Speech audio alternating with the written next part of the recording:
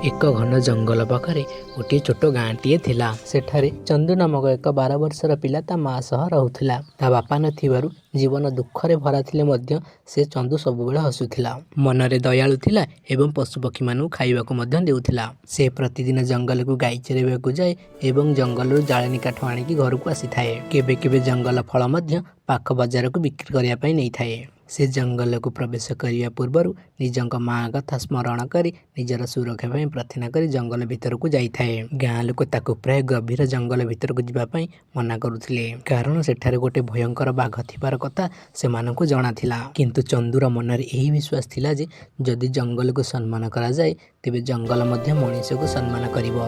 गोटे दिन चंदू महू आनिया पई साधारण ठारू अधिक गभीर जंगल को पशिगला। हठात से एक भयभीत गर्जन शुणिला एवं एही शब्द शुणिया मात्र तार हृदय जोरे धड़धड़ करिया पई लागिला। मनरे भय थिले मध्य साहस करी से धीरे धीरे से शब्द आड़कू गला। शब्द आसुथुवा बुदा को चाहिला एवं देखिला जे एक भयंकर बाघ सेठारे पड़िछि, जहार गोटे गोड़ लुहार जंता भितर अटकी रही जाइतिला एवं सेथिरु रक्त झरी पड़ुथिला। एबे तो चंदूर मनरे बहुत भय पाई जाइतिला कि बाघ ताकू खाइदेबो। किंतु बाघटी बहुत थक्का हो जाइतिला एवं असहाय आखिरे चंदू को देखुथिला। से समय रे चंदू निज माँ कथा मन पकाइला जे अन्य को साहाय्य कले केबे ना केबे मते किए साहाय्य करिवो। एमिति किछि समय भाबिला परे साहस करी निज सार्ट रो कपड़ा खंडे चिरी पाखरे थिबा एक काठी को आनिला। कपड़ा रे रक्त को पोछि काठी साहाय्य रे ट्राप टी खोलिया पई चेष्टा कला। किछि समय चेष्टा परे ट्राप टी खोली गला। बाघटी जंत्रणा रे गर्जन करी उठिला।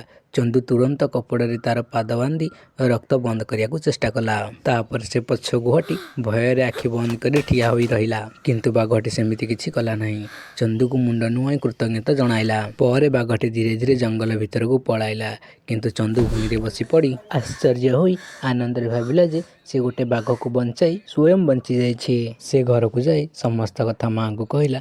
माँ ताको आलिंगन कर तार साहस और दया पाई गर्व अनुभव कले। एमिति गोटे सप्ताह पर धनधर महाजन बंशीलाल से तांका माँ को ऋण फेराइया पई धमक देला एवं घर उठे नेबा पई कहिला। से राति चंदू दुखरे बाहर बसी कांदुथिला। कांदू कांदू एमिति जंगल भितर एक परिचित गर्जन शुणिला एवं किछि समय पर देखिला जे पुणी से बाघ फेरी आसीथिला। तार पाद सुस्थ थिला एवं मुहरे गोटे कपड़ा गंठुली थिला। कपड़ाटी को चंदू पाखरे रखी शुभ विदाय जणाई पळाइला, जहाँकि सुना रूपा और गहना रे भर्ती थिला। चंदू बुझिला जे बाघटी तार दयार प्रतिदान दबाकू आसीछि। तार आखिर लुह आसीगला एवं से मने मने बाघ को धन्यवाद देला। परदिन से महाजन को संपूर्ण ऋण फेराई देला। गाँ लोक आश्चर्य हेले, किंतु चंदू केवल एति कहला जे मु एहा गोटे मो सत्य मित्र ठारू पाइछि। से टंकारे से घर मरामती कला, पुणी थरे स्कूल जीवा आरंभ कला एवं माँ पुए खुशी रे रहिले।